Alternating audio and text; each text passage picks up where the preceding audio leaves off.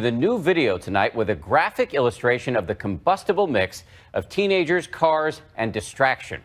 This is a warning not only for parents, but for anybody who gets behind the wheel. And here's ABC's Lindsay Janis. Watch as this teen, distracted by her phone for roughly 6 seconds, loses control and careens off the road. And this teen, one hand on the phone, another on the wheel, just seconds before colliding with another car. Here's another playing DJ before running off the road. And another chatting to her friend, then plowing into the car in front of her. Oh, that was my phone.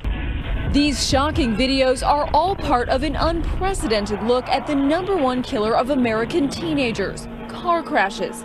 In the most comprehensive research of its kind, the AAA Foundation for Traffic Safety analyzed nearly 1,700 accident videos, finding distraction a factor in nearly 60% of crashes. That's 4 times the previous estimates based on police reports. What we call eyes off the road.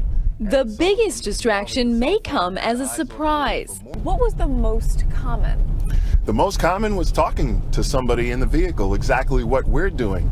And the second biggest distraction? Texting and talking on cell phones.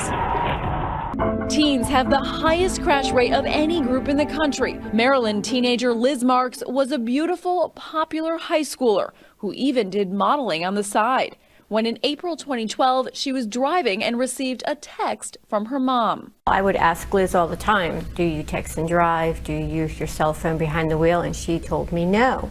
So I felt confident. I felt that it was okay to text Liz. In the moments Liz took her eyes off the road to read the text, she crashed into a tow truck. The 17-year-old was airlifted to a hospital with serious brain injuries. I remember praying. And as my head was down, I saw blood all over the floor, and it was my daughter's blood. And now at 20, Liz remains disfigured, disabled, and blind in one eye. So let's just take a look and see how you're doing in here. Today, ocularist Timothy Friel at Johns Hopkins is fitting Liz with a prosthetic eye, just one part of her lifelong medical journey. What's my future like with this?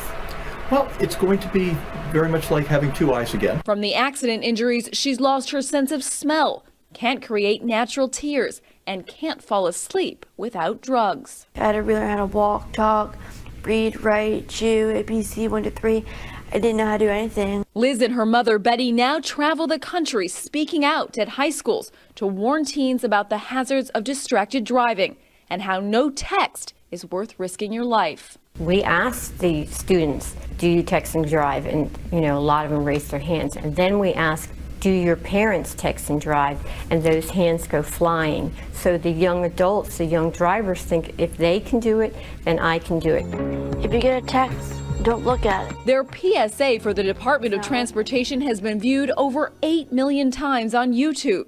It's a warning that isn't just for teens, but for all of us who drive in this age of 24/7 technology. So here I go, Robert. There's a lot of traffic building up here.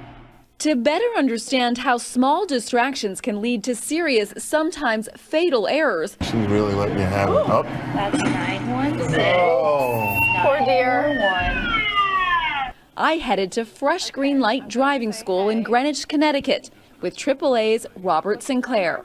This is a multi-screen simulator that many teens are using to learn how to drive. Try texting him at 35350. I was surprised how just a tiny bit of distraction made me second guess my driving ability. Sinclair says if we're serious about safety, we need to eliminate every distraction. Even before you get started, we're going to have you remove your bulky winter coat.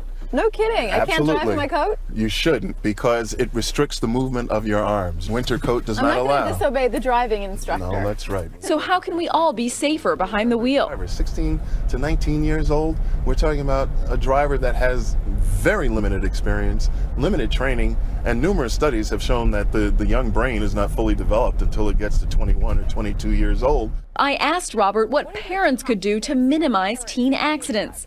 Number one, set some rules. You let your teen driver know exactly what is expected of him or her, where you outline very carefully, perhaps even with a written contract, the behaviors that are acceptable. Number two, buy a safe car. You want a slow, underpowered, preferably big vehicle. And number three, monitor their behavior. There are devices that you can track. Spy on your children, is that Why what not? you're saying? You want to keep them alive?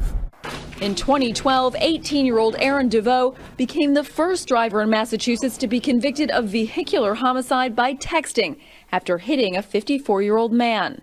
On the day of the accident, DeVoe sending a reported 193 texts. As for Liz Marks, who answered that fateful text from her mom, her message is simple. My message is to not text and drive. A text message can wait, but your life can't, so just don't waste it like I wasted mine. For Nightline in Connecticut, I'm Lindsay Janis.